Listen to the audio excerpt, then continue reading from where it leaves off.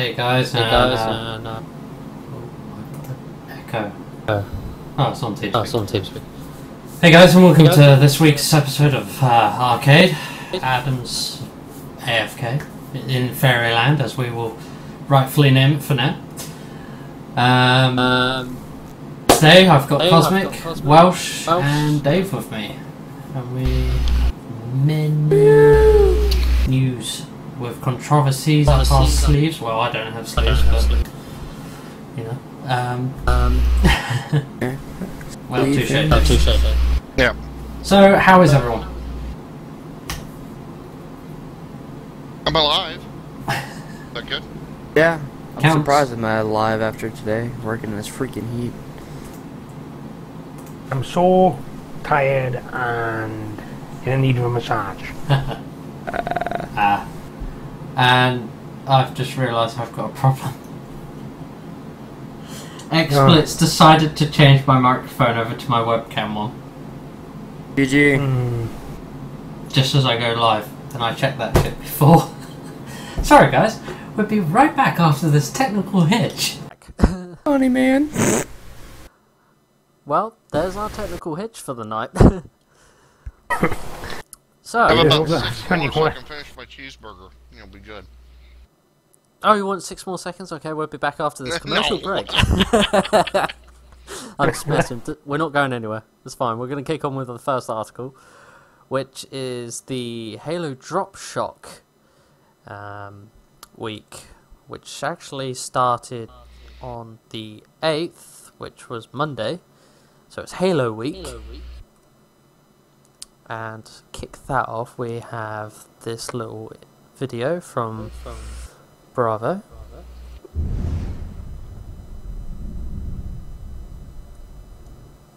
Hey, what's up, Xbox Live? This is Bravo from 343 So Industries. basically Halo Week what starts on April Drop 8th. Shock We're gonna week be bringing is, you a they're week going to of fill daily the Halo entire 4 week content. with Halo Whether you've been 4 playing Halo 4 content. since launch or are new to the game, we'll have a full week of maps, music, So you've contests, got and the map giveaways. pack that Also launched on launching April Monday. 8th is Halo 4's brand new competitive The skill rank system, which will give Volume you a 2 unique skill rank soundtrack for each of playlist within the Halo 4. Halo 4. Along with that will be our CSR Which is challenge, which requires mainly you to the reach a music level that is 35 used in the brand new Castle per Team level, DLC and it playlist. isn't Should you reach a level 35, you'll be rewarded like with an a exclusive avatar item.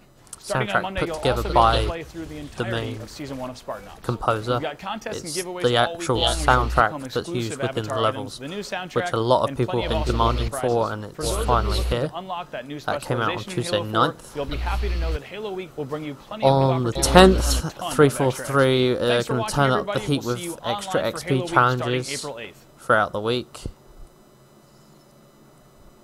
which is pretty cool. And various other events such as the Spartan Ops giveaway opportunity, and all the DLC is going to go on sale at 25% off. So you can get the War Games map pass for 1,600 Microsoft points, which means you can download all the maps, or you can go in and buy each map pack at 600 Microsoft points each. There's 3 map packs. Yeah, but only 2 of them are on offer. The other one's full retail. So, Crimson and Majestic are at 600 Microsoft points. That's 25% off. And then you've got the I've forgotten the name of it now, but that's great. The new one that's just come out, Castle map pack, there you go, it's right at the top. That is about 800 Microsoft points, so do the math, you're sitting around about the exact same Microsoft points. Yeah. So, it's a good week for Halo fans. Still no news on Spartan Ops 2, which I know a lot of people are eager for, including myself. Halo junkie. Yeah. There isn't a day that goes by that he doesn't mention it. Well, yeah. True. Always listening to the soundtrack. Yes. I will verify that. Yeah. The other piece is for our Call of Duty fans, which we all know Joe's addicted to, as of recent. Ask me how or why. Yeah, there's more zombie content in this, featuring in Alcatraz, which is pretty cool, and you might recognise some of the film actors in this. I know Joe was on about it to me. Peggy 18. Right, so if we kick that on. Oh, you know you'll love it, Joe. Everyone loves a bit of Call of Duty. This is going to be primarily the same people that were on the original trailer. So it appears your hunger Or new people. for Call of Oh, Duty okay. is more voracious than ever. So you got, My friend. when they did the first Replacer advert, it was just this guy. They've now brought in another person. You get out the car, it gets hot in that car, man. You see, Black Ops 2 Uprising is upon us. It's huge. And I have to say, this is a very clever way of advertising their DLC. Tough guy here needed a little help. You people going to be elbow deep in four banging. Oh, these types of commercials and stuff? Yeah, it adds a bit of humour to it, and That's what we it's nice. It's a clever marketing sent strategy. by mutual friends to replace Yep. you in your daily life. Yeah, I've seen a lot more developers and stuff actually going this route with it. And a lot more of the developers as of recent are getting a little bit more involved with their communities and finding out what they want and how they can improve certain things. Amateurs. Just choose a sandwich. Who cares? You're doing it wrong. I'm doing it the way I'm going to do it, okay? It's the wrong way. Did he do it? Don't blow It's about 3 minutes long, but Relax. Let me do this. when it okay? gets I'm to in the my zone right DLC content, now. Did he do it? I don't know. this is the bit that makes me laugh. Oh, you guys must be here to fix a cable. Well, if you need anything, I'm in the other room. They're just like, Let's go over to Atlanta Yeah. where my mama lives. The boy's on TV. I think that's everyone who plays Call of Duty's favourite Be dream. careful out there.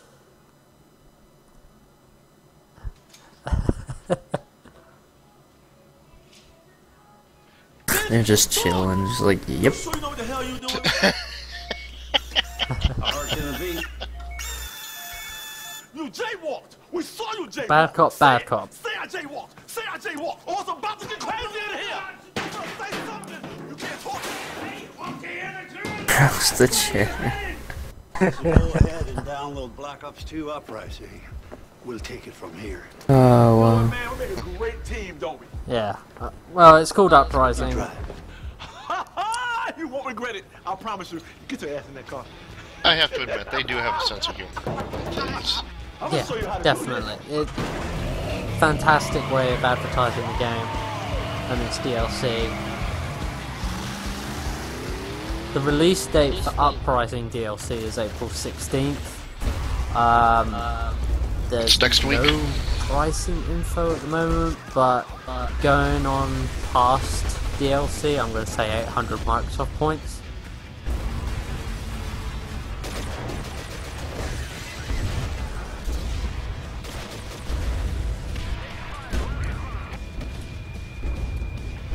Yep. Sorry guys, I've been told to add Adamant. New maps and more first. Because he's finally woken up from Fairyland. Oh, It's gonna kill me, but you know. There's some good stuff there. I want to go there. Hahaha, yeah. So, we have Adam with us. Hello, hello. Hey, Adam. Ah, okay, right. Well, There you yep. You have to mute a mic on there for you guys so you can hear me double echo. Sorry about being late. Are we live right now? Yes, we are. Yeah.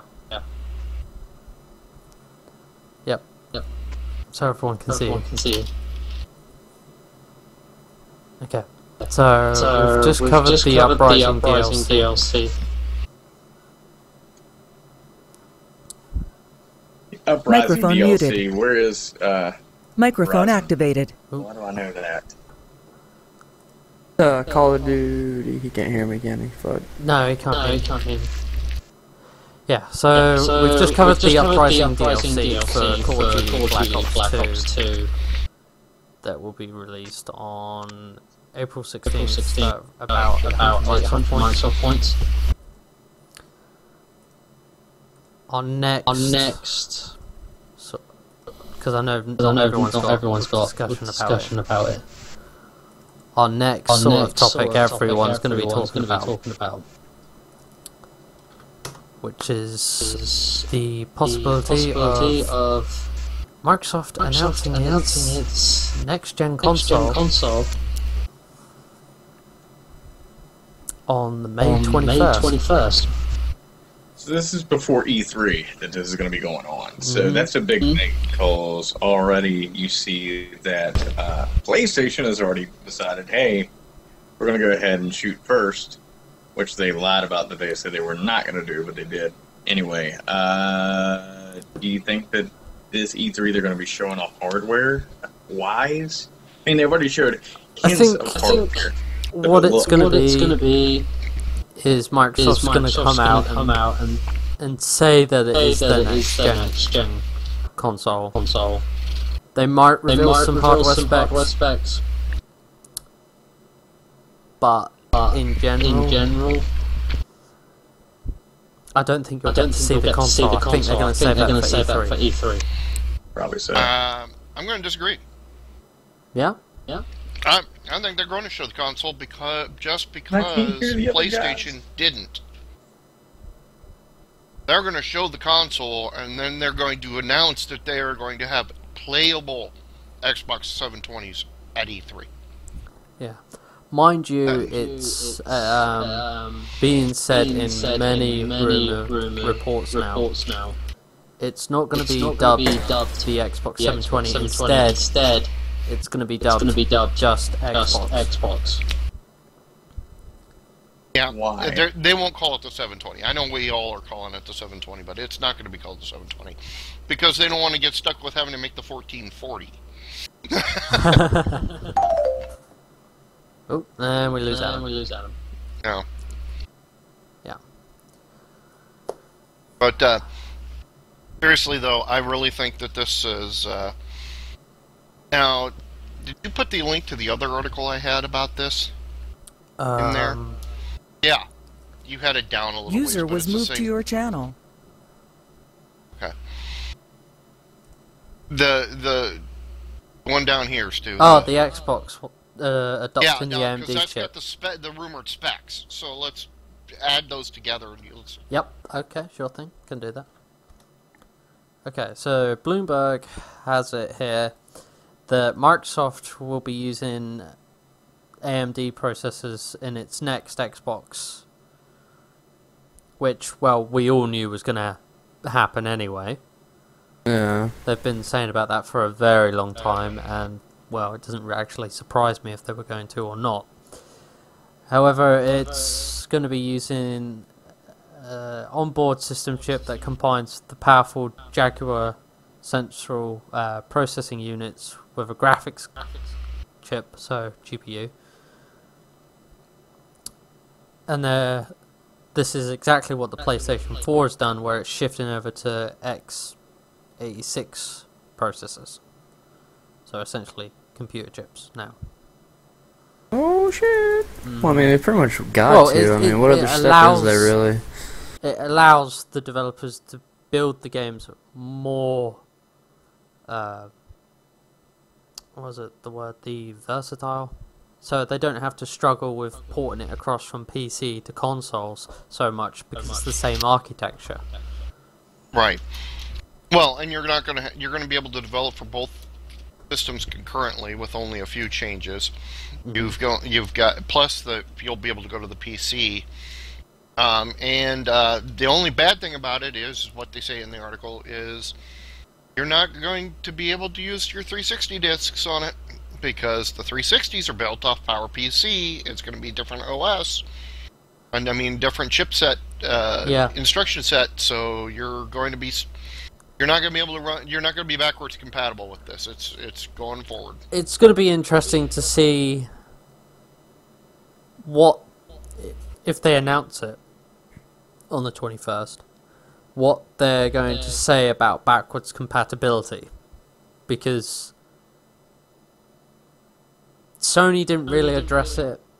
I'm hoping Microsoft will address that concern, because I mean, if you look at the games market right now, consoles are extremely popular.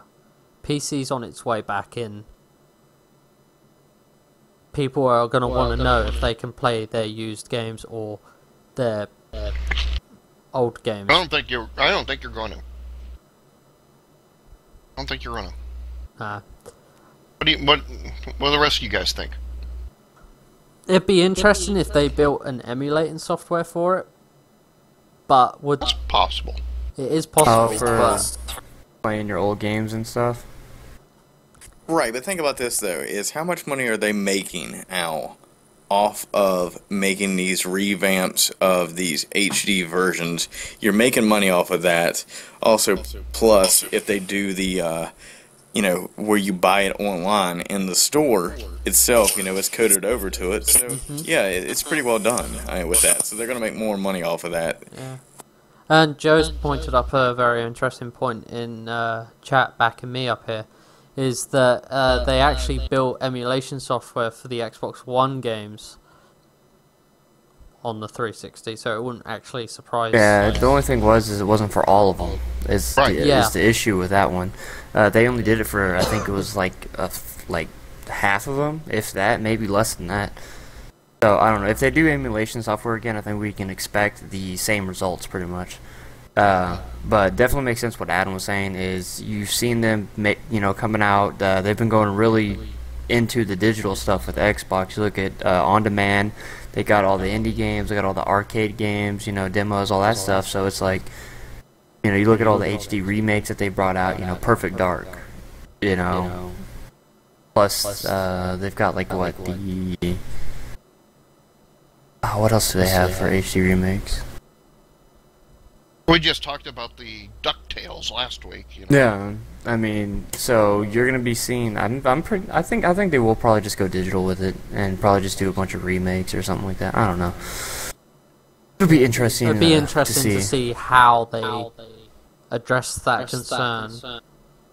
Because I mean, how many Call of Duty people, or how many other gamers that's going to annoy?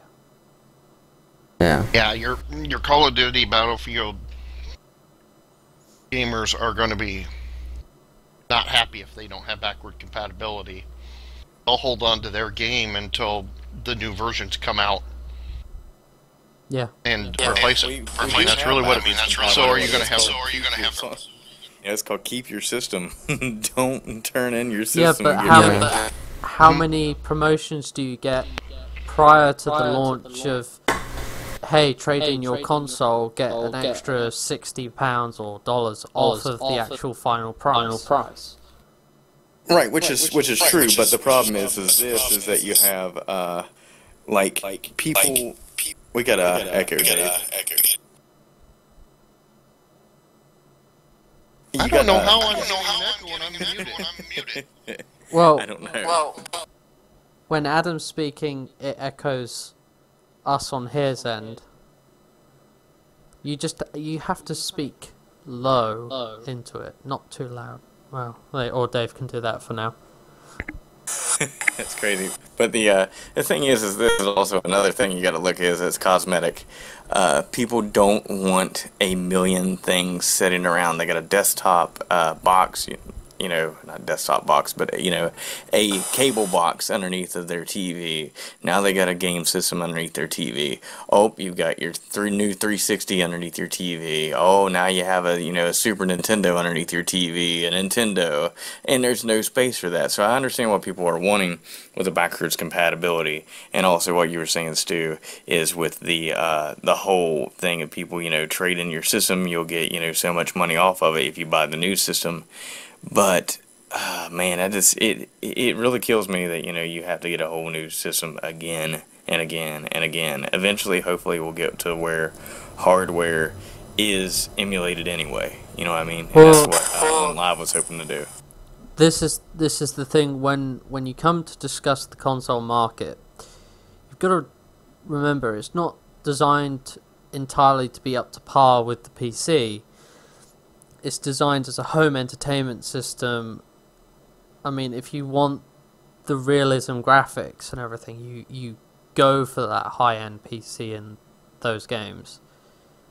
And that's why you get a PC. I mean, you can go through and you can emulate everything that you want to emulate to a certain extent, with a PC. And also, think about the old games, the old DOS games and things like that. You have emulators for you can play the old DOS games. You have it where you can play, the Apple II shoplifter that I used to have and things like that. That enjoyment. Now the thing is now where Steam is coming along and they made big screen where it's going to be able to you're going to have a Steam box or have a PC that was supposed to be a media center a long time ago. I remember in early 2000s. The company I used to work for used to try to push media centers on people and be like, use your computer in your living room. And it really didn't catch on then. I think now this is going to be the age where people are really starting to realize that, ooh, I already kind of have a mini computer in my living room. It's my DVR box. My DVR box is recording things for me. I'm setting it to program stuff. So now I think it's to the age now where people aren't afraid of technology. They're actually going to be embracing it. So that's going to be a big thing that we're going to be seeing here in the future. Okay. Yep. And in more recent news, more hacking. Uplay has been hacked. Uplay hacked. Platform hacked. Sorry, Dave, if you want to cover this one, because I believe you were the one. Well, actually, Joe was the one that brought us up. Oh, Joe was the one that brought it. But the situation here is that a group of Russian hackers figured out a way to make the Uplay think that they owned everything that was on the system, and that revealed the DLC for Far Cry 3, the new DLC that hasn't been released yet, and they went ahead and downloaded it and were able to get a hold of a brand new copy of it. Yeah, so that's actually kind of interesting to see yet again what happens when you venture away from Steam. Well, because I mean, we had a similar incident with Origin back in the day, didn't we? And now Uplay's finally hit again. Yeah, pretty much. It's like, it's like, really? On the bright side, maybe we get free games. Doubt it. We'll try. Yeah. I'd like to have all of the DLC for Anno for free that I don't have yet.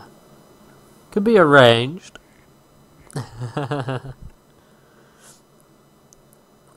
And another sort of hacking article that also kind of popped up. Hey, RedX242 in the chat. Another interesting little article that kind of popped up this week, because I know Joe's been going on about it, is Harmonix. he's been after getting the template so he can make some songs for Rock Band. However, again, more hacking news. The Harmonix websites for Rock Band, Dance Central have all been hacked. All the passwords for their forums and their sites have been temporarily disabled while Harmonix investigates into the issue. All their users would have received an email today regarding the hack. So you're meaning they didn't pull a Sony and tell you like 2 months later on, hey, No. your information's been stolen? Is that company did it horribly? Yeah. This is the thing, because actually the Harmonix websites have actually been down for probably around about almost a week now. And this is actually the news has actually surfaced this morning. Well, it's because everybody is going and downloading that American Pie song because it's the last DLC. Well, it would be kind of interesting to see if that was actually a protest. But so far, there's nothing been really said from the hacking side of things. That it's just been an announcement saying, hey, we're investigating the issue. Don't worry, so far we haven't found out that anything's been compromised, just our site's been hacked. So, I don't know how Dave feels about this. More hacking news? Hacking. I could talk a little bit more about that now. Yeah? Yeah. There are a number of individuals out there who are liking to mimic our friends at Anonymous, trying to use the same video techniques and all sorts of fun little tricks and stuff. And of course, are hacking a whole bunch of different sites. Through information that we have, everything that is going on with this that they keep claiming is hacking. There's only really a couple big things going on. They're not going to. If anybody's hacked Harmonix, it's going to be a small group that wants your credit card information. It's not one of the big boys by any stretch. And they, if they were smart, they would make sure that that kind of information, like credit card information, is only going to be seen in a bank situation. So you won't have this kind of ability to steal it. Where you offload offsite to a bank website that actually does the actual transactions, or PayPal, which is another way of doing it. So, yeah. That's what, when you look at it, you hope that the company's not stupid enough to put something out there that's vulnerable on a web server. But you never know with these companies anymore. Well, or use Sony, Bitcoins, right?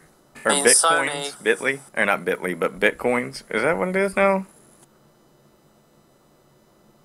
Yeah, there is Bitcoins. Yeah, there's a Skype hack. That's the Skype hack that supposedly mines Bitcoins, and I still haven't figured out what this all means on that end of it. But yeah, there's even hackers on Skype trying to do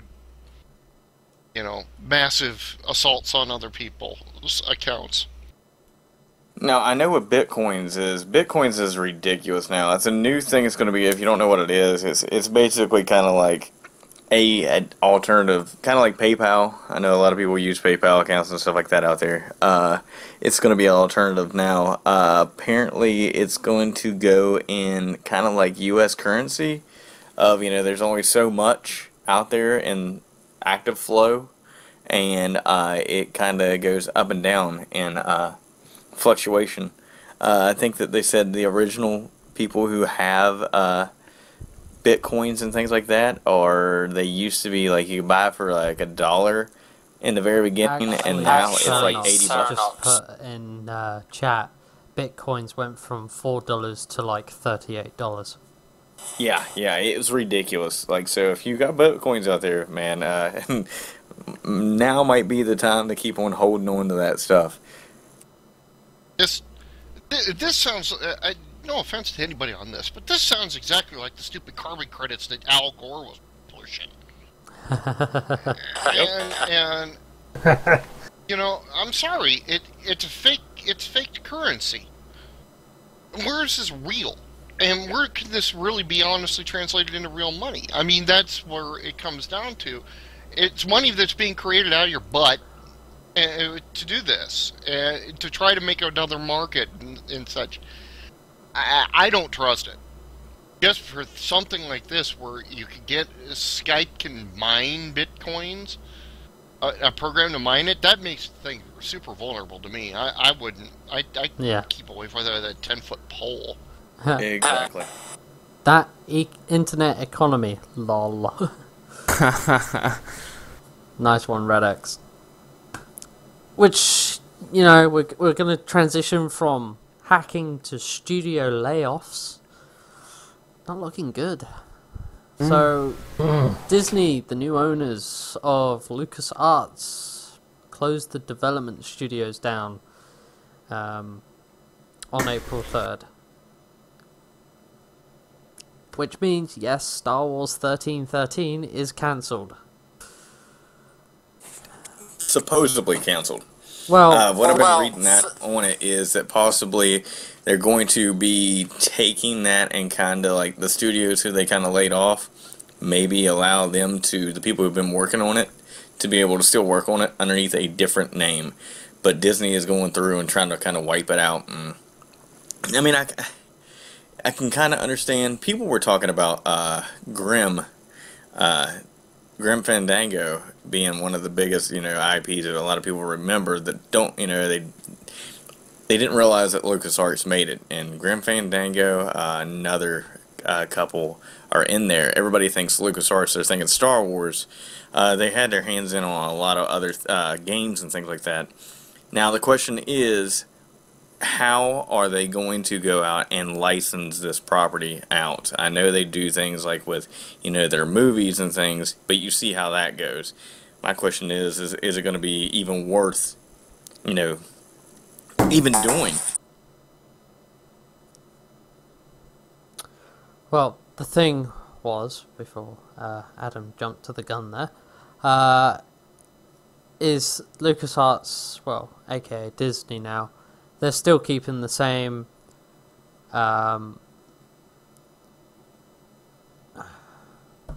licensing name, LucasArts. They're switching over to a licensing model so that they can now license their current content for the developed game to another studio that wants to pick it up and continue that, meaning that if a studio does do that, they might even potentially pick up the employees that were working on the game to finish developing it, or to offer creative insight on what they had actually planned for this game. Because, I mean, you all remember all the different Star Wars games that have come out, and they haven't exactly continuously lived up to hype on some of them.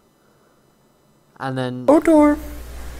As Cosmic shouts that one out there. Star Wars 13, for me as a gamer, really stood out to me.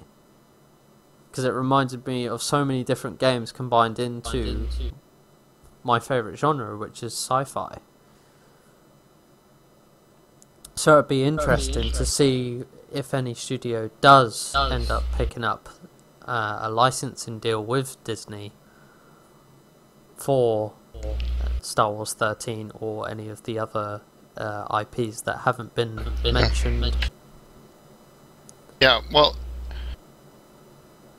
the game I remember coming out of Lucas the most, I believe, it was theirs, was Monkey Island. And so, I mean, there's some IPs that they own that have some good history to them that would be really good. Now, after they announced this, that they were going to do this, guess who raised their hand right immediately? Obsidian.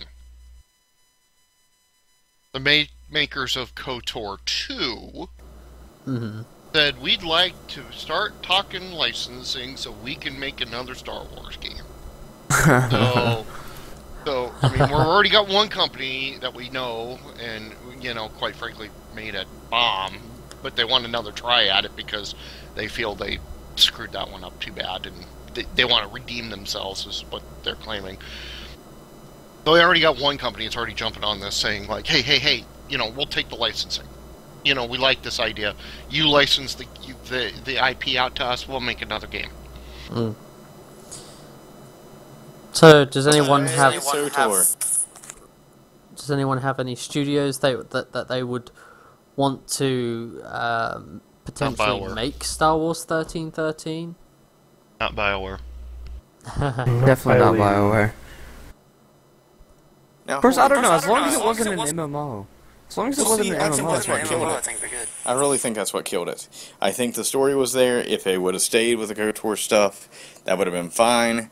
The problem is they made it an MMO, and MMOs need a end game, and that had no end game. That was the thing. It would have been great for story-wise, perfect. But for an MMO for that right there, and to have no end game at all to keep people wanting to play and keep people going. WoW has raids, and you grind those raids constantly. People are getting bored with that kind of stuff, so you know, that's why I think that a lot of companies should go to the Guild Wars format of, hey, making new content in new areas, not a end area. You don't have to be 80 to do it or anything like that, is that you drop to the level of where you go to that area. And same thing with Defiance. I haven't got to play Defiance yet, building the new studio. But that's what, you know, Mosh and everybody has been telling me, that it's allowing them to be able to do that kind of stuff. That's awesome. That's the thing that killed that game. It wasn't the content of who made it. I think it really was the MMO part of it, and there was no end game. Yeah, we got a story coming up, I think, on current SWTOR later. But no, I mean, the thing is with the like you say, Grim Fandango. You've got Monkey Island. I know there's 3 or 4 that I'm just not thinking of right now. Let alone Star Wars. You know, ignore Star Wars. Star Wars is going to be making money. Indiana Jones, don't forget that. There you go. Another movie set that you could be dealing with, because that's Lucas as well. You know, push up even the big stuff. You've got all these other side games that they made, which were actually pretty damn good. I think you could find a lot of different people coming out saying, hey, you know, I'd like to revisit that. I'd like to revisit Monkey Island. I would like to revisit Grim Fandango. I'd like to revisit this other game potentially for a new console or or for the higher end computers. I think this is a good thing. The bad thing is, of course, you lay off all the workers. But considering that there is some quality behind it, I don't think these guys are going to be gone for very long. I think they'll be able to find other jobs in the industry pretty quick. Or finding their own studio, because many developers go off and end up doing that. And I think Dave's itching for this article, because it did make me laugh when I read the title. I wonder what this could possibly be. EA, the worst company, admits it could do better. But, wait for it, the punchline is, it blames its worst success on homophobes and whiny Madden fans. Wow. This is classic, guys. This is classic. I'll go through this and I'll explain it, and then we can all comment on it. Every year, Consumerist Magazine comes out with a Worst Company in America award. And it's voted on, and it's done, you know, concurrent with March Madness. It's done the old March Madness way where everything's bracketed out. They take 16 companies, they work it all the way out to the final gun. Second year in a row, it's EA as the worst company in America. Now, Consumerist puts behind it, it says, okay, here's the reasons why you probably won. You won this. You screwed up SimCity 5's release. You messed up the ending on Mass Effect 3. Your customer service connections, when you try to call in to get something resolved, suck to all end. So my EA comes out with this statement saying, yes, we have some issues, and yes, we're going to be improving, but it was really those evil conservatives who didn't like the fact we allowed gay characters that voted against us.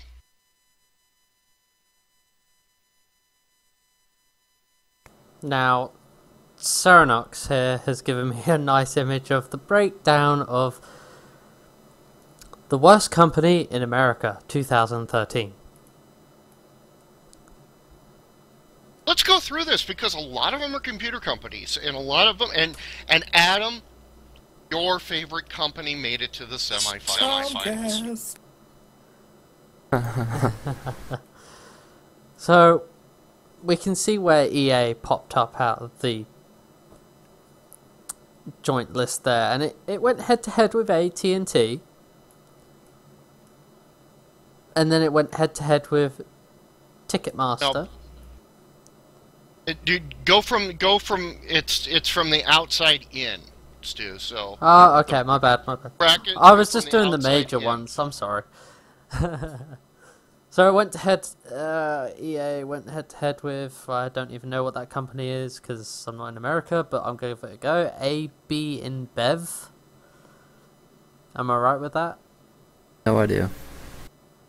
I'm not Never heard sure. of them. That one's the one I'm not positive about, but you know, that was kind of the 16-1 bracket, because that's the bracket that, you know, EA being the defending champ is. Wait, isn't it like the 4th year in a row EA is the worst company? No, it's only the 2nd year in a row, but it's only been in the competition 2 years, and it's won both times.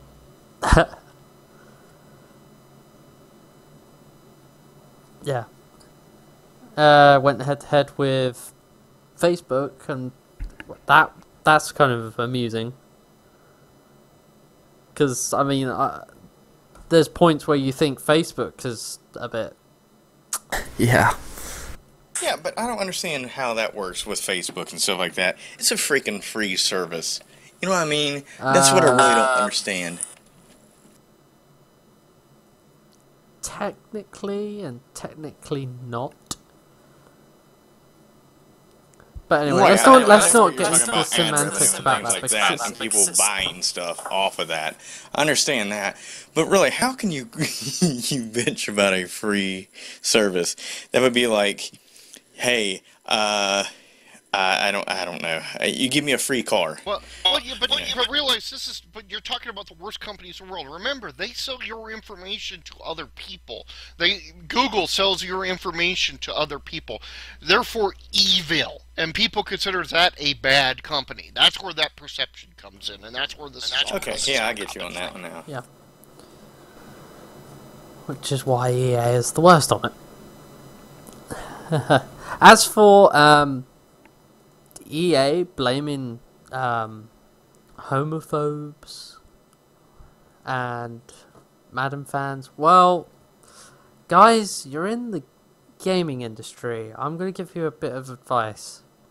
Suck it up and listen to the community, because if you're doing it wrong, the community 9 times out of 10 is going to be right on giving you some very crucial advice on where you can improve it. And you don't have to necessarily take it all on board, but listen to what they have to say before you come out and blame it on homophobes and whiny Madden fans, because you're going to make it even worse. The thing is, they're panning it up. No, I blame EA because at the end of the day, they screwed up one of my favourite RTSs of all time. That's Command and Conquer. They messed it up. They released a abysmal Command and Conquer 4, which was nothing like Command and Conquer, from what I can remember it. And don't EA, even get me started on the web-based version of that. Yes, and you know, I mean, to me, EA is the worst company. The only thing they're good at is making sports games. That's the only thing they can do. Yeah. That's what they should stick to. Don't make any other game, just stick to sports games. I think the other companies do. I think ideally what they should do is just fund. If a game company has their idea, fund it. Obviously have some say, but don't try and push it out, because at the end of the day, if you keep pushing the same content out, people aren't gonna want to buy it. Well, that, and also you gotta look at this, is EA also does Madden, and I don't know why every year people buy Madden every year. It's annoying. Why don't they do a DLC, $30 DLC, there you go. Bam, it's done. You don't have to do as much work on a new engine. Oh, we implemented a new technique in. Oh, what did you implement in? Oh, it's this new thing called eye blinking. And now you can zoom in on the characters and their eyes blink, and nobody cares about that crap. They just want, a good game. And, they just want to update a roster, really. I mean, to be honest with you. And, that's the one of the things. They were talking about the physics of the new one. I remember 2 years ago they were talking about physics of tackling. Oh, they're doing the same thing this year. What did you do 2 years ago?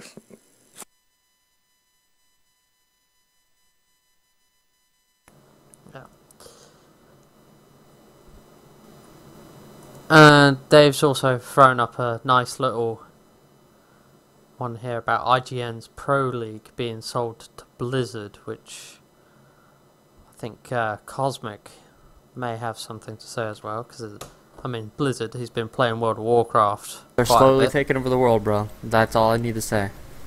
Yeah. How so? Go on, explain, because Blizzard's your How sort so? of... Let's see, they just bought that, right, which is basically all of the league play for basically all the tournaments and stuff like that for StarCraft 2, League of Legends, basically all the big tournaments and shit run through these people. So Blizzard basically bought them now, and everybody's freaking out. It's like, okay, Blizzard bought them, so does that mean they're only going to restrict it to Blizzard-only games and stuff? So you got people who play League and shit like that who play in these tournaments that are like, oh god, what's going to happen? So I don't know. They bought that. They're coming to, they're starting to release their games back on console again. They're taking over the world. So I have to admit, Blizzard is one of these companies that actually does it right, and they do. Look at World of Warcraft. It shows with how World of Warcraft has been so successful over the years. Still is to this day, still growing. I hate to say that. I hate the guts off World of Warcraft, but now Blizzard wants to get back out to working on these other projects and stuff. Yeah, well, Blizzard wants to give something else. Blizzard likes to give the fans what they want a lot of the times. Mm-hmm. You look at their games and stuff, StarCraft series, Diablos, stuff like that, Diablo 3 being the exception, right? I'm going to throw that out there now. But, they've implemented stuff and changed stuff to what the fans wanted, and I think this is just another thing. Because one of the huge things that people have really been kind of, trying to push more for Blizzard games is esports stuff, especially with WoW and everything, because Blizzard still doesn't have any kind of support for tournament play, for arenas and stuff like that, for PvP tournaments. So basically people have to get these third-party add-ons or whatever just to move their camera around and shit like that. So there's a whole system which I'm not going to go into for how they actually do the World of Warcraft tournaments. But, this is a step in that direction of, basically giving the players what they want. And the other thing you got to consider is that with Blizzard, if you look at the games that they've released, even including Diablo 3, is if you look at it from Warcraft all the way up, they have not really released a really bad game, have they? They've all been fairly decent or extremely good. Yeah, the worst one, in my opinion, so far has been Diablo 3. And I think that was mainly just because it was so hyped, because it was a new Diablo. Yeah, I mean, this... Oh, we all remember people raging from the days of their first login session. Yeah, but I mean, this will be interesting to see what happens, because with them buying this whole tournament thing, we're going to have to look out and see for what they decide, what rules or whatever they're going to change, if it's just going to be Blizzard-only games, or they still, allow League or whatever, or are they going to charge for those entries, for those games to be put in there, all this other stuff. And are they finally going to look into doing esports stuff for Titan? So. Yeah. Okay. I got called away there for a second by my fact I'm on call this week. So I really didn't finish all my stuff on the previous thing, but that's okay. I'll just put it in an article. Hey, isn't that great? Well, we need the content. Yep, we just definitely need the content. I'll put it in an article so everybody else can see what the rest of my opinion is on this. But on this Pro League deal, let's explain one thing about this. IGN was owned by our wonderful friend Mr. Murdoch. He sold it to CBS, aka Ziff Davis. So, this is the piece that doesn't fit Ziff Davis's model either at all. So it was very logical for them to sell this portion of it that actually is programming, that actually has to do with programming, to a company that is using its services that knows programming. And Blizzard is probably one of the couple that use it the most, and it just made sense for Blizzard to finally pick this up and finally roll it into what they're doing, and maybe with ArenaNet or whatever, to get this going and get some of those extra tools like what Cosmic's talking about installed and built and developed, and see what the people demand. It doesn't really fit with IGN. IGN was doing it because it saw it as money, but then when Ziff Davis is taking it over, it's like Ziff Davis doesn't program, so they're websites. That's what they are. So it didn't fit with them. So it makes sense that this happened. Yeah, and it definitely sounded like a good decision as well, because I mean, you go through the article and it says the CEO, Ziff Davis, was really eager in talking with select parties, aka Blizzard, about selling it, but again, no figure. Well, that's usually business of today anyway. Yeah. So. And it's on to an article that Dave was mentioning earlier when Cosmic brought it up with Star Wars here. Yes, indeed, it is SWTOR. And I'm going to let Dave take over on this one because it is the MMO corner. Well, not that it's really a super big thing, but okay. This is the first big DLC, or whatever you want to call it, first expansion, or whatever they wish to call it these days. For SWTOR, it has opened up for early access. This is the rise of the Hutt cartel. Basically, once again, what's the deal that we've learned in all these MMOs now? All the MMOs are finally figuring out two-way battles get boring. Let's make them three-way. Well, now this is the start of a series of, I believe, of events to create a Hutt faction, and so there will be so you'll be able to do three-way PvP, and that is why it's kind of weird. But of course, it's got mainly content for the single player you know, with the storylines and a new faction and all of the things going on in this. Right now, it's basically you have to choose a side in the cut battles, etc. But I think that's where they're going with it. I think they have realized that, you know, the three-way battle thing works out so much better in a PvP server, like it does in Guild Wars 2, like it does in a lot of these other games, like Secret World and PlanetSide and all of those. That's when the PvP's turned into being really fun, in my opinion.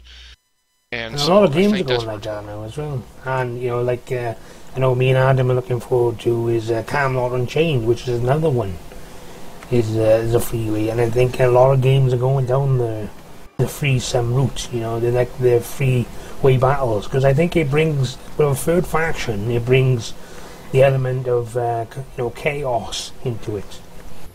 You don't know who's going to jump. You might take this guy out, but then the third person comes in from another faction. Down you both go.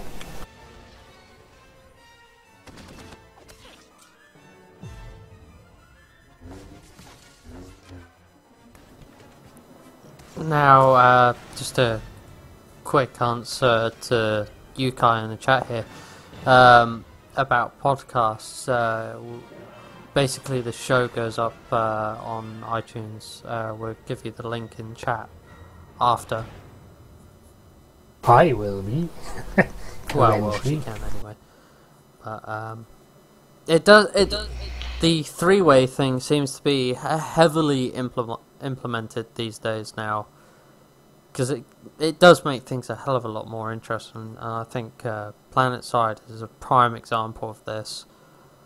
When it gets underway, is because you will go into an area expecting one team to be there head on, and then another one will pop out the side, and you are just completely overwhelmed. It adds so much versatility to the game and so much more interaction.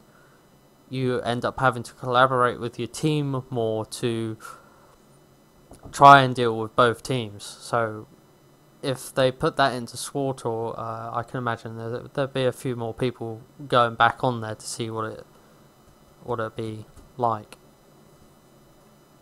It would be nice if they did, but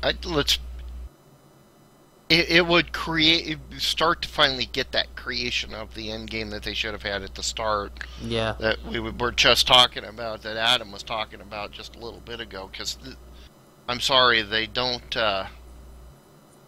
The end game right now is really, really bad, and I warned when that game came out. It's all going to depend on, because everybody's going to rush to 50, and then everybody's going to sit around being bored. Well, guess what? Everybody rushed to 50. Everybody sat around. Another thing is that the other problem with the game was that you got to 50. They did have the one, the main end game dungeon, but there was no way to group up with your friends. You got the dungeon finder.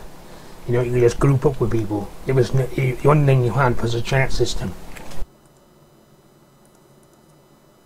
Well, I mean, we could go back into our usual gripe session when we get to SWTOR. We all were looking forward to it, and it all disappointed. I think everybody that played it out of our group was disappointed in it in the end. At least 4 of the 5 people that are on here were on it, and the only one not being on it was Stu. I can say I'm glad I didn't go on it. Yeah, and I'm looking at a paperweight right now that I'm using for a nightstand.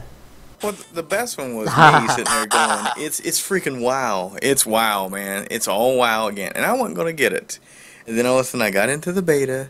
The storyline kind of got me, and I was like, ooh, you can interact with people and be able to do that. And then it screwed me.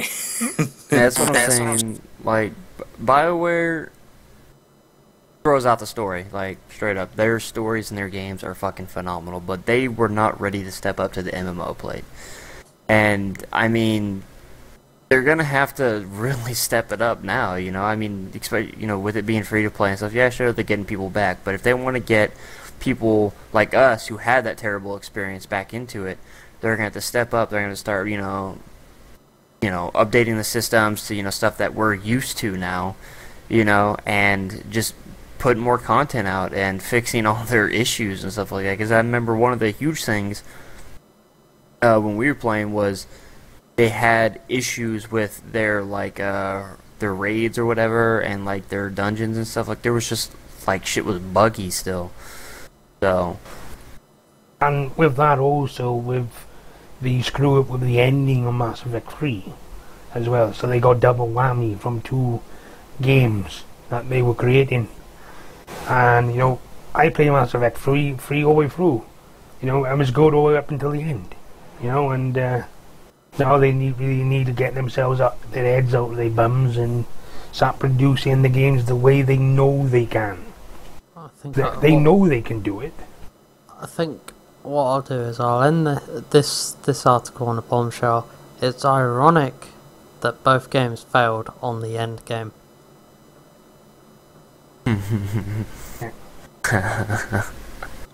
Conspiracy, maybe? Okay, so we got EVE Online now. Hey, you want me on that one? Which sounds more of a Welshy thing here. Yeah. I remember you discussing EVE Online quite some time ago, and I have to say, I do like what I saw of EVE Online. Do need to get into it at some point. Yeah, hope you got a lot of free time. Yes. And I mean a lot. You thought you needed a lot for Guild Wars and stuff? No, like Dude, that's what gets you. Like, it really does. EVE Online sounds so good on articles and paper and things like that. And then you're like, oh yeah, this is what I'm going to do. And then it's just amazing things that happen. Then all of a sudden, next thing you know is you get into it and you're like, my big gripe about it is the flying. The flying sucks. It's their control scheme on that game is unlike anything I've ever seen in any game. It is freaking ridiculous. It's very, very difficult. And, with it being an MMO, their abilities train in real time. It does. You need a lot of time to spend on this game, because when you're skilling up your abilities for your ships, or even just getting damn ships, and it literally takes 24 hours just to get a module, some of them. Yeah. Most of them. Alright, anyways, on to the story. Got sidetracked. Sorry. But anyway, yeah. We'll sidetrack. The thing is about this story is that a guy claims that he was able to predict the way the economy downturned in the United States by playing and watching the economics behind EVE Online. Oh, that's amazing. I'm going to call a little bit of BS on this. Because when he's talking about his time frames that things were happening and all, it was 3 years before the downturn in the economy actually happened, and the downturn in the economy wouldn't have happened if it wasn't for some idiots passing some stupid shit, and it caused a lot of problems. He couldn't have predicted that with EVE, and I'm sorry, you can't. But that being said, there is a real working economy inside EVE Online. We've heard the stories of the guy losing $15,000 worth of crap in the game from getting his ship blown to smithereens. There are pieces in the game that do mimic a real economy, but there's no... what he's talking about in this article, I'm sorry, I know enough economics, I did take enough economics in school, although I didn't grade in it, that it's like, this doesn't... This article, I would not recommend anybody really reading this article unless you are an economics major, because he's going into a lot of stuff. But, that, like I say, that all being said, what we're talking about with EVE, it's a second job. Yeah, definitely. To play this game is a second job. It really is. Eve has become popular because of stories, things like this, things like losing the $15,000, and quite frankly, getting shot after playing this game and having to go outside to see what the riot is about and getting shot in the Benghazi embassy. Yeah, and the other thing is as well, is that with Eve, is that it does get very frustrating is once you created the ship, you moduled it out, you skilled it up and get it to the point, and this game is not for solos. All I gotta say, if you think you're going in, you're gonna go soloing around, you're thinking you're gonna be a pirate, you're gonna raid mines and moons, guess what? You lose your ship, gone. Because I know a lot of people in this game have actually traded real money to buy a ship. And how it goes in this game, the bigger the ship you have, the better you will at survival. Yeah. You can't get any... if you're a solo guy trying to go through this, you're going to be a dead duck eventually, too. Somebody's going to take a look at your ship and say, lunch, and you're gone. And everything you've invested is done. Yep, and you're back to square one. You're back to square one, unless you have that guild behind, that massive guild behind you to back you up. This is a... and that's... to the guys that all said, about controlling your ship, I have seen this before on how to control your ship. Basically, it's Starfleet Battles, the board game, the little, with the massive amounts of rules and allocations and power allocations and things like that you have to do to control your ship. That's the only parallel I've got to how this thing. If you want an actual ship combat system where you're going around, you got a ship, you're going to zoom around and shoot other ships down, go to Star Trek Online. There's no comparison. If you want to, however, if you enjoy the economics, you enjoy building an economic empire and working with others to create a big, huge frickin' empire where you're controlling areas of space and you're gaining money and you're actually building yourself up into this big, huge thing. This is your game. This is where this game rocks over anything else. Yeah. Well, I think it's safe to say I will never play this game then. Yeah. Yeah, you need the time for this game, and most of us here don't. And yeah. Yeah. I don't think I'll be playing that game then. But a game that we all know, which Adam still has yet to experience, to play. It's He's way behind this. And basically, Tryon has come forth and apologised for various issues and the contract system. Yeah, I've actually looked into the contract system and we've already got it in. Sort of. Yeah. Basically, I'm pretty sure you've seen it too. Now you go across the L-bugs, for example, you got to pick up the body pieces of the L-bugs, and it goes like, say, 1 out of 100. And you pick up, so if you get like 100 of those, it refreshes, I think it's like weekly or daily, and then basically you get an item, like an upgrade or a bod, or money. It's similar to the skill challenges on Halo or Borderlands, which is a nice little reward system for players.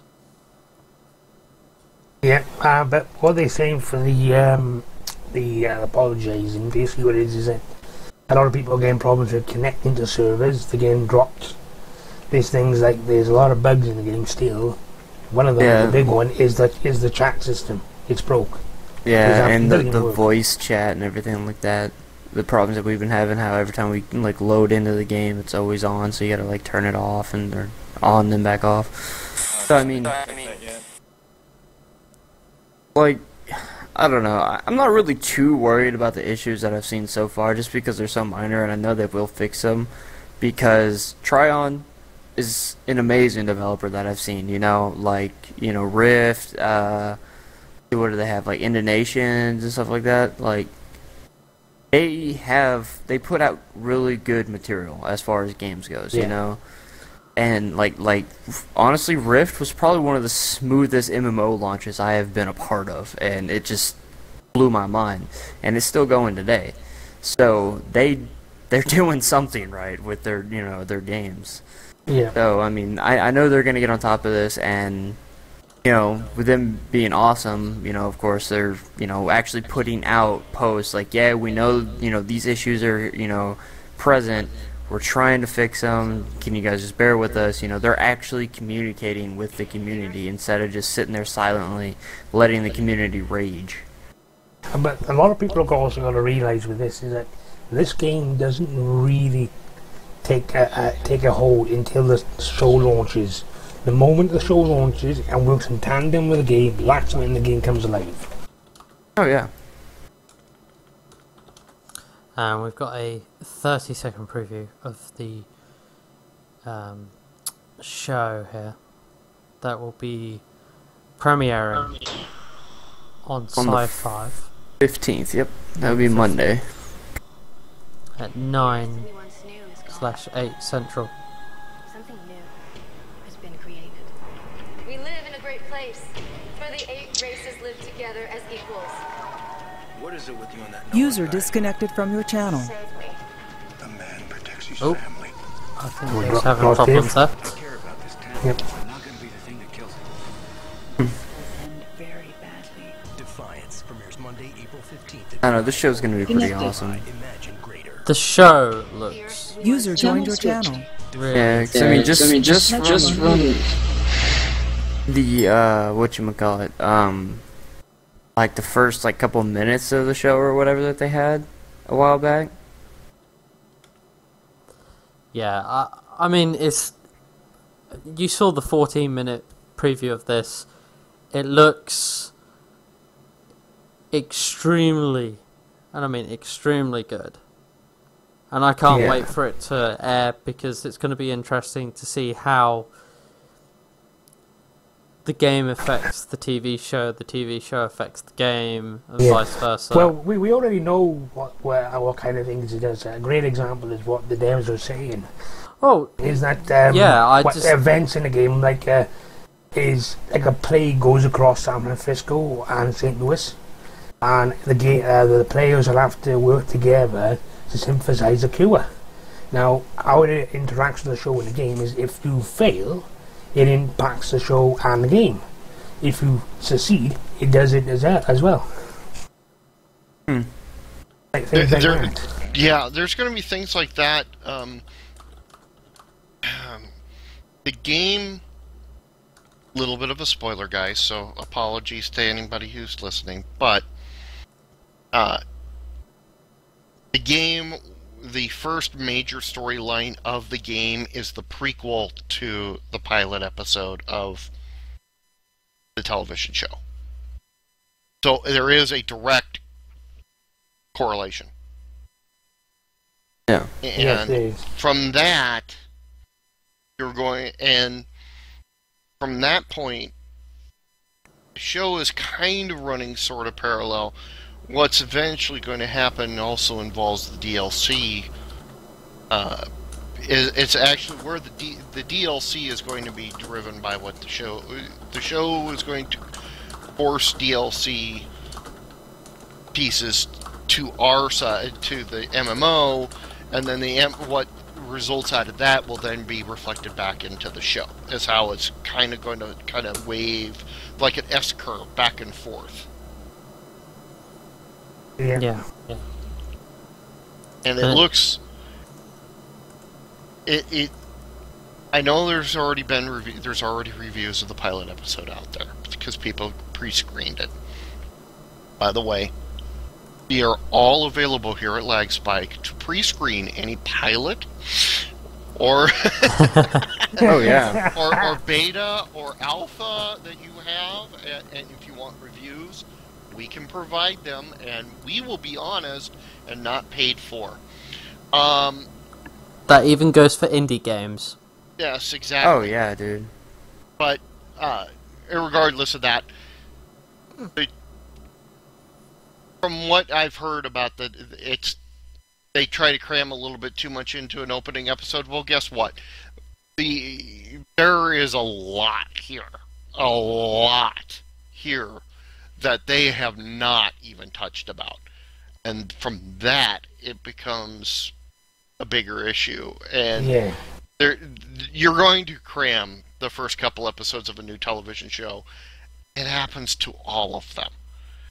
So the people that I've seen that are already starting to say, oh, well, it's too complicated and stuff like that. Well, yeah, the first couple episodes are always a little complicated because you're trying to introduce all the main characters as quickly as possible. I mean, Game of Thrones, it was that way. I mean, Mad Men was that way. I mean, come on, even Archer, the stupid cartoon show that is a heck of a lot of fun.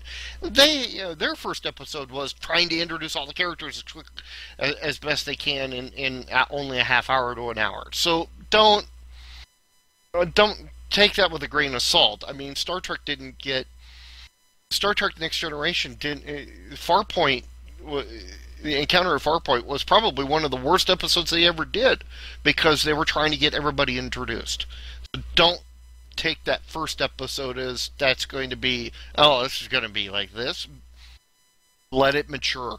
That's the key with sci-fi shows. Let it mature. It takes some episodes to get going. And it's also going to take a little bit for this MMO to really start kicking in, because as people watch that show, they're going to say, oh, hey, now, wait a minute, maybe I should check out that MMO and see what it's doing. And then the MMO is going to start to pick up as well. Yeah. And like, there's things like the devs that have hinted on, like, well, given to us a spoiler away, is that they said that there will be a race that will return to Earth in the future, which will be from the older solar system, when before mankind was still in the cave sucking their thumbs. You know, that's a little spoiler for anybody. But yeah, that sounds. That's something to look forward to. We're literally sucking their thumbs, but you know. And the next one is just basically Trion's, Nathan Richardson's.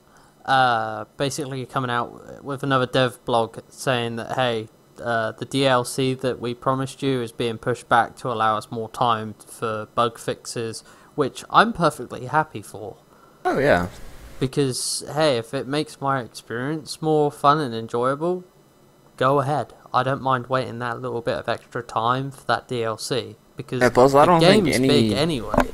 Yeah, I don't think any of us have seen half the content that's in the game so far. No. So. And I mean, you've got all the challenges on the side of it as well, so, I mean, we've got a lot to go through before we hit the end. Okay, let's point out a couple things, because now that we're on the DLC, I can go into this a little bit more. Defiance, you start with two races, human and Eridani. I don't remember how to pronounce it. Arathi, is it? Yeah, Arathi or whatever it's called. Yeah, Arathi. There are 5 more races. That's 5 DLCs worth of race inclusions that they've got yet to go. Just because the new races are being introduced in the DLC as they become prominent on the show. The DLC will open up for that race, so then you can start playing the race. Just point out, there's actually 8 races. Yeah, well, see, that's what I mean. I mean, there's 5 in the coalition. There's 6 in the coalition. You could play one of them at the start, and then you're right. There's more races yet beyond that. There's at least 2 more races beyond that, if not whatever else they add on. Yeah, plus plus whatever they end up coming up with, later down the line in the show's, life cycle. So, I mean, them doing this with, beside a show is a brilliant idea. And if they can pull it off, I think this is going to start a trend. I mean, at least for a couple games, because, the show will pretty much generate content for the game, just by little things that happen. You know, it's like boom, content right there. Oh, you met this person, boom, content. You know, race. It's like what? So. Yeah. And if you're in Defiance now, and Adam will see this when he gets into it, if you look at all the achievement list and everything that you can do right now, I don't know if you guys noticed, but the very first thing at the very top of it says Season 1 achievements. Yep. So, which means that whole big, huge, long monster list, there might be another big, huge monster list for Season 2, and another one for blah, blah, blah for Season 3. Now, what we have to hope is that this is not... Realize we have people that are working on this show. The guy who's the main drive behind this show is the guy who created Alien Nation and Farscape. What, are you here for Defiance? Yes. Dude, I was thinking that. I was like, you know what this reminds me of? Alien Nation. I swear to God. And I couldn't think of the show. It's... Okay, the main guy created Alien Nation and Farscape. Both really good sci-fi shows. Oh yeah. But one of the other guys that's working on this show is the guy that created Heroes. So, and then other people that are on the show, Deep Space Nine. See, the Heroes thing kind of scares me. Sorry, I'm just gonna say whoa to the Deep Space Nine there.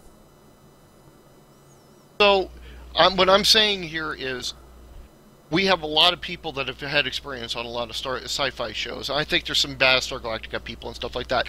What we don't want is Heroes. Yes. We want to make sure we don't get Heroes. Because Heroes died after 3 seasons because they did their first season. They had an ending at the first season, they got renewed, and they were going like, now what? And that's what killed that show. They floundered their way through 2 more seasons, but it was literally floundering their way through 2 more seasons. Went 4 or 5 seasons, lost all the writing staff, and everybody the last 2 seasons went, what do we do? But they still had to try to continue it on. You know, Babylon 5 went 4 seasons, thought they were canceled, and all of a sudden they came back with the 5th season. They wanted a 5th season, and they're going like, well, we already ended it. Crap. Now we got to come up with something else. We don't want something like that. We want to support the television show in order to help the MMO and vice versa. As long as they are both running concurrently, I think the MMO will last longer than the television show. Honest to God. But we want that television show to hit the magic number. And that magic number for television shows is 7. We want 7 seasons. Yeah, I think the MMO, though, will keep it honest, I think. The MMO will keep the drive there. And if players are enjoying Defiance in the MMO, that will keep them thinking, hang on, it's not ending the show quite yet, because it's still very popular. And if the show turns out to be very popular, and they both, you know, as long as they keep the content of a quality standard, and, you know, that's the way to go. And the other thing is as well is that, I don't know if people have noticed when you play the game, is if you go into the stats page, they got factions, and there's 5 in game right now. You got a Von Back Industries, Enterprise, Echelon, Top Notch Toolworks, and Paradise Territory. They haven't implemented it yet, but it's in. Right, exactly. That's what I'm saying. There's a lot of different things that are out there that can last.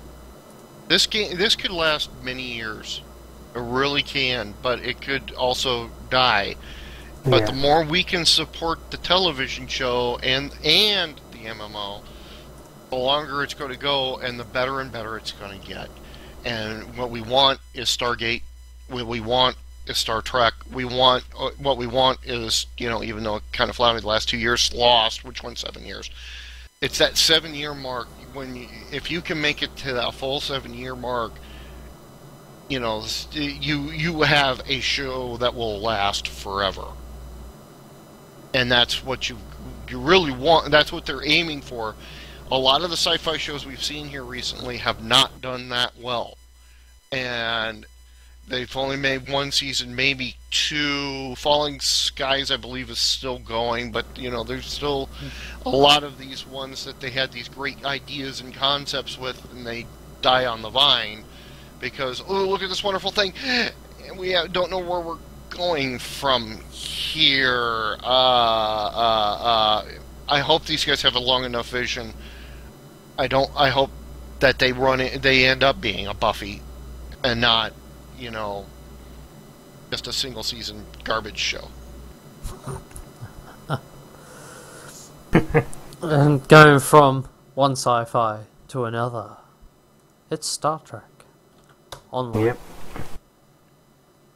Crystalline Entity, Dave?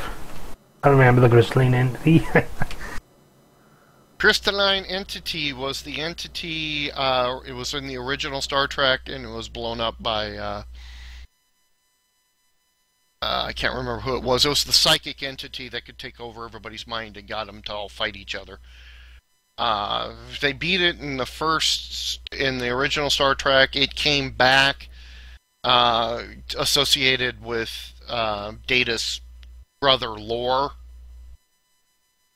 And again, Data ended up having to help defeat the thing, or at least get rid of it for the time being. The crystalline entity in Star Trek Online is one of the big event missions where you can get like 30 people to try to beat the dumb thing up.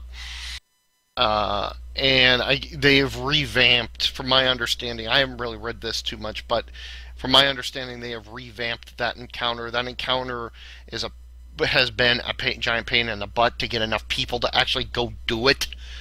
You can't do it without having at least 10 people with you, and that thing, I think it's a 5-man mission type of deal, and you couldn't do it. No one wanted to fight this stupid thing. You never could get it done, and so that mission would sit in your log forever. So it sounds like they've revamped that mission, and hopefully more people will actually do that thing now and let people actually complete that mission.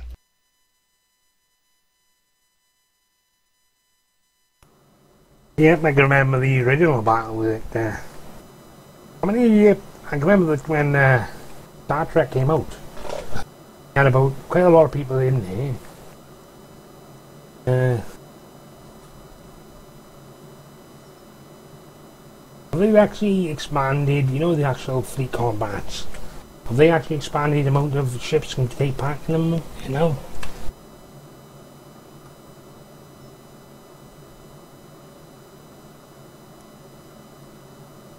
I don't remember. I was about to say your mic's muted. I honestly don't remember. All I know is that as long as I played Star Trek Online, I only was able to fight this crystalline entity once. We got wiped out. Everybody left, and that was the only time I've ever been able to do it. And so that's the real thing that sticks out to me in this entire thing. But like I said, they've completely revamped this combat. It was needed. Like I said, it was the least used, least attended of any of these big monster combats that you can get into in Star Trek Online. You could fight the Devastator, and more people would want to fight the Devastator than this dumb thing. It was just such a pain in the butt. Okay, that's all we've got for this week's gaming news. So we're going to end it with a new announcement that we haven't really announced. We have put it out on our social networks, but as of last week, we opened up our merchandise store with Cafe Press. So you can now go online and buy LagSpike TV merchandise, such as shirts, that one, PJs, since Cosmic demanded these PJs. Dude, pajamas. I want some LagSpike sleeping wear, dude, alright? And I'm getting it. Dude, I'm telling you, that is actually badass. I actually was looking at it, and you actually get a shirt and the pants. Yeah. I was like, what? I was like, hell yeah. Dude, I'll definitely be This rocking merchandise store can be found on that link in the chat. I have right camo now. sleeping pants, dude. You can get camo sleeping pants. I'm not wearing camo. There is no damn way I am wearing camo. Dude, I wear camo all day, every day. Dude. That shit's, I don't know. I love camo camo pants. right now. But don't forget the dog hoodie. Yep. This was added. This was added directly to the store just for Adam. Coffee and mugs. if he doesn't buy this, we are eventually all going to chip in and just buy him a pink one for his dog. Oh, I will kill you. Since we're on the subject of that Nocturnal, we put some thongs on it for you. That's a disturbing thought.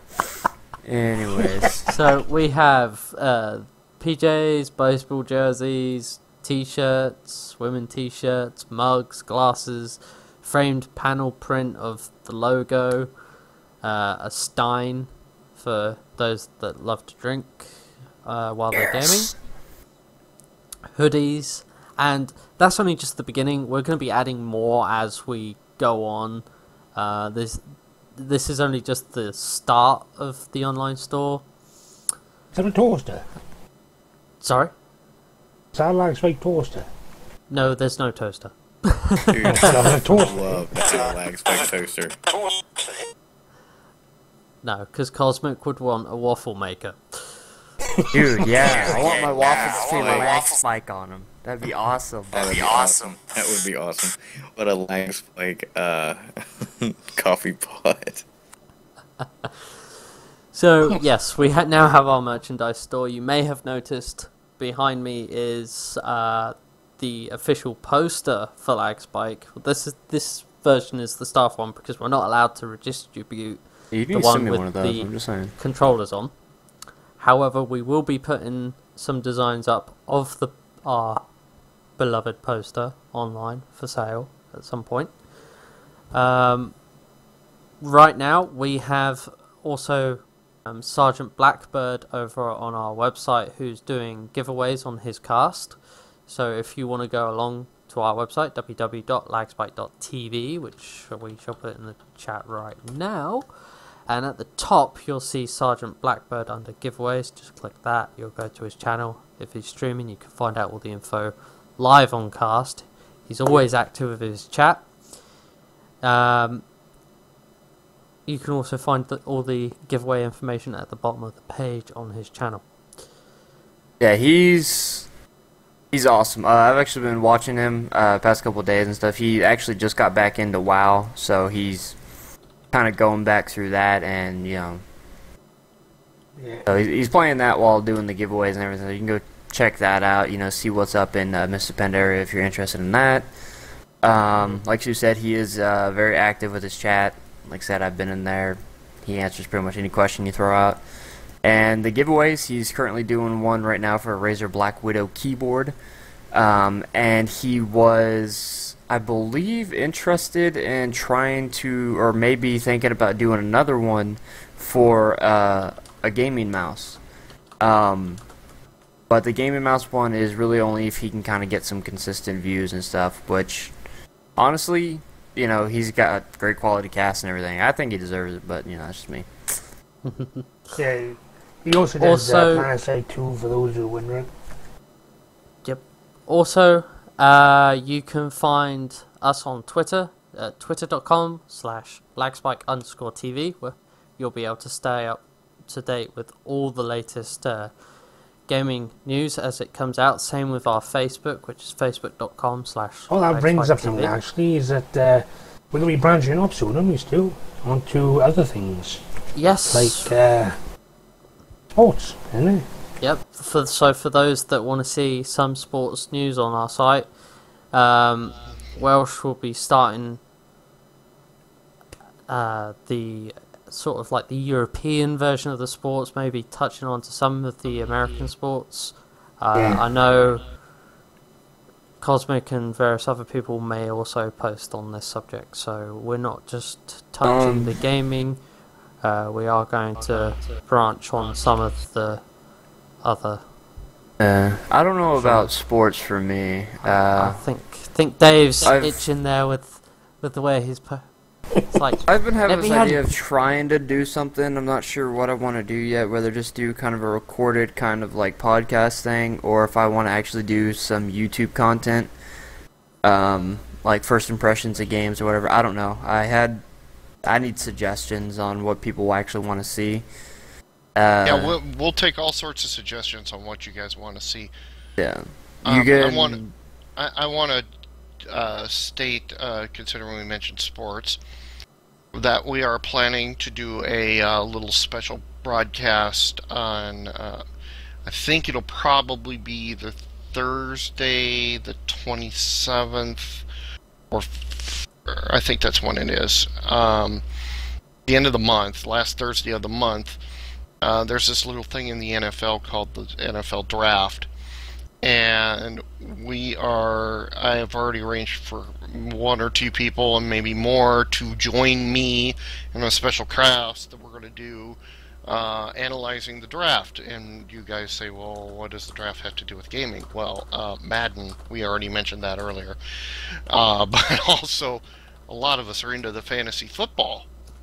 I know I am, I know Adam is, I know some other people are. Plus we have just, regular football fans. This American football for you in Europe. But I want to do something special with that this year.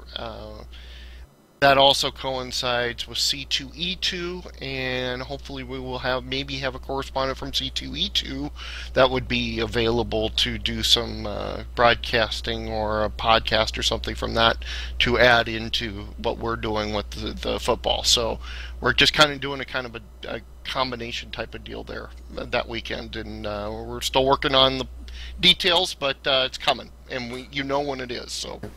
And for my stuff, if you guys have any suggestions on what you guys want to see, whether just like an audio kind of podcast thing to upload or an actual YouTube video, and what you wanted that, just send your suggestions over to my Twitter at Cosmic Relic. So.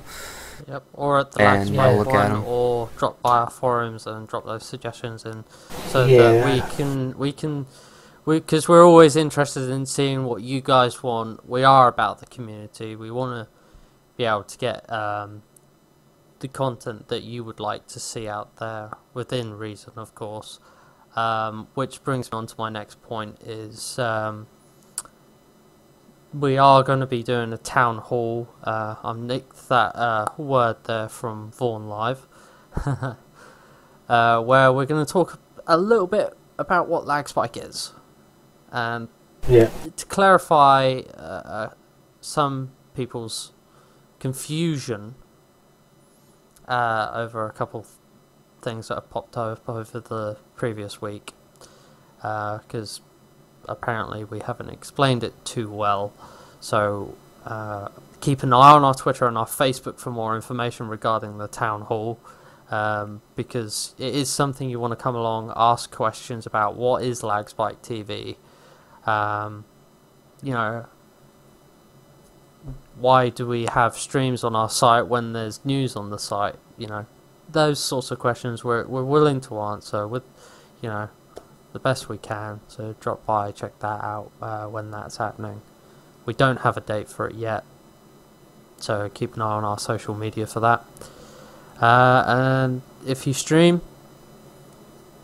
please add your stream to our site. It would be amazing to have it on there.